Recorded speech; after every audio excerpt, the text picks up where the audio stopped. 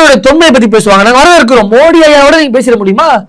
மாற்று மாநிலத்தில் பிறந்த ஒருவர், மாற்று மொழி பேசக்கூடிய ஒருவர் தமிழை தூக்கி நிப்பாட்டுறாரு, மகுடம் சூட்டுறாரு. அங்க போய் எங்கள் தாத்தா கருணாநிதி, எங்கள் அப்பா ஸ்டாலின், எங்கள் கழக தலைவர் தளபதி, இதை தாண்டி திமுக காரங்க துதுப்பாடியை தாண்டி ஏதாவது ஒரு வார்த்தை பேசி பார்த்துருக்கீங்களா நீங்க?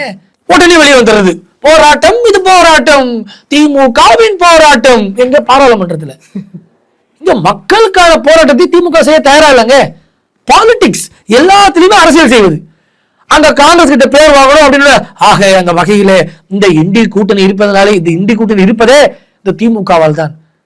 திமுக எதுக்குடா இருக்கு? முதல்ல கூட்டணி எதுக்கு, எதனால இருக்கு?